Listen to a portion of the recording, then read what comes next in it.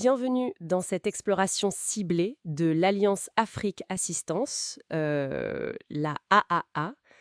On va s'appuyer sur des documents qui décrivent un peu cette organisation. Hmm. Notre objectif aujourd'hui, essayer de comprendre ce qui motive cette coalition panafricaine et puis comment elle est structurée. Alors on y va? Allons-y.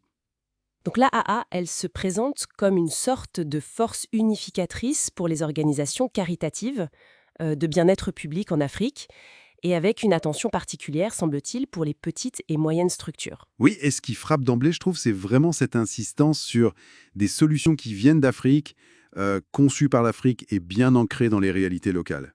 Ah oui? Ce n'est pas juste un détail, ça, c'est un vrai positionnement. Ça cherche un peu à rompre avec certains modèles d'aide extérieure, on va dire. Alors, si j'ai bien suivi, elle tourne autour de 3 axes principaux. Développer une collaboration démocratique, C'est ça, garantir une répartition juste des ressources, et puis mieux organiser les réseaux de bénévoles. C'est bien ça? tout à fait. L'idée derrière tout ça, c'est de créer une sorte d'écosystème, si on veut, un espace où les ONG peuvent apprendre les unes des autres, mutualiser leurs forces Mhm. et agir Ensemble. Et ce qui est vraiment ambitieux, fascinant même, c'est cette vision d'une Afrique où le progrès social et économique, il repose sur quoi? Sur des communautés autonomes. D'accord. Et ces communautés, elles seraient soutenues par un tissu d'ONG locales fortes, connectées entre elles. Ce lien entre la collaboration des ONG et le bien-être des communautés, il est vraiment au cœur du projet. Et comment ils comptent y arriver concrètement? Les documents parlent de 3 piliers, c'est ça? Oui, 3 piliers. Le premier, c'est cette fameuse prise de décision démocratique. Ça veut dire que chaque ONG membre a vraiment son mot à dire, peu importe sa taille. C'est le principe affiché en tout cas. Assurer que chaque voix compte, petite ou grande ONG, c'est un sacré défi dans le contexte panafricain qui est souvent marqué par de fortes disparités. J'imagine. C'est un pari sur la confiance mutuelle, sur une gouvernance partagée.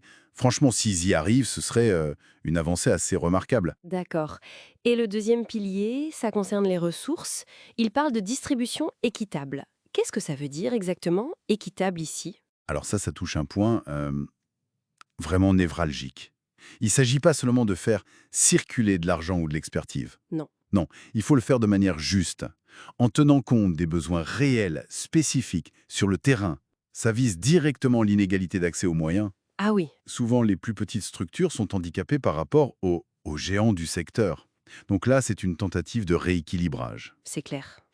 Et le troisième pilier, la mobilisation des bénévoles, comment ça s'intègre dans tout ça? Là, l'idée, c'est de créer des ponts, des passerelles plus efficaces entre les gens qui ont envie de s'engager. Hmm. Et les besoins concrets des ONG membres.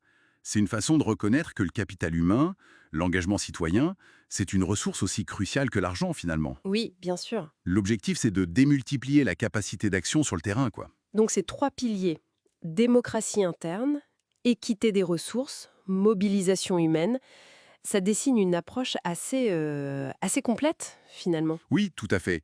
Et si on prend un peu de recul, on voit bien que ces éléments sont liés et qu'ils sont interdépendants. Mhm. Une gouvernance démocratique, ça donne plus de légitimité pour répartir équitablement les ressources. Et la mobilisation des bénévoles, elle est plus efficace si elle s'appuie sur une vision partagée et des moyens corrects. C'est une logique de système, en fait, qui vise l'efficacité et la durabilité. Logique. Et pour faire tourner tout ça, il faut bien une structure, une équipe. Les documents donnent quelques noms clés. On a Adelar Limo, président du conseil d'administration. Oui, ça suggère un rôle de supervision stratégique, de vision d'ensemble. C'est ça. Puis Yizun Wang, directeur général de la coordination. Lui, c'est plutôt l'opérationnel au quotidien, j'imagine. Sans doute, oui. La cheville ouvrière de la coordination. Et puis on trouve les postes essentiels, directeur financier, Arjut Jen, Secrétaire général Rohan Wigam, vice-coordinateur Xiaoyu Lu, responsable financière Raquel Rodriguez. coordinatrice de projet Soraya. Voilà, une équipe assez classique pour ce genre de structure. Hmm. Et il y a même un responsable numérique technopilote, Alberto Ambrosio Zaou. Ça m'a interpellé, ça. Ah oui, et c'est intéressant cette mention du numérique. Ça montre qu'ils ont conscience de l'importance des outils technologiques aujourd'hui. Pour la coordination, la communication, peut-être même la gestion des ressources ou des bénévoles à grande échelle. Probablement. Donc la structure, elle semble pensée pour couvrir toutes les fonctions vitales d'une coalition moderne, quoi. D'accord, donc pour résumer, l'Alliance Afrique Assistance, elle se positionne un peu comme un catalyseur, un accélérateur d'impact pour les ONG africaines, en misant sur la force du collectif, le partage équitable et une gouvernance participative. C'est exactement ça. C'est une initiative qui reflète bien une tendance de fond actuelle, hein. La recherche de solutions collaboratives face à des défis qui sont de plus en plus complexes. Le potentiel est là, c'est certain. Après, bon. Oui, La condition, c'est de réussir à traduire cette belle architecture organisationnelle en actions coordonnées et vraiment efficaces sur le terrain. C'est toujours là que ça se joue. c'est le défi. Et ça amène à une réflexion, peut-être pour finir, au-delà de la logistique, de la coordination des ressources et des volontaires, quel pourrait être le véritable test pour une alliance comme celle-là? Hmm. C'est peut-être sa capacité à tisser des solutions qui soient réellement panafricaines, qui dépassent les intérêts juste nationaux ou régionaux, tout en restant profondément ancrées et pertinentes dans l'immense diversité des contextes locaux du continent. C'est sans doute là que réside à la fois le défi le plus subtil et la plus grande opportunité.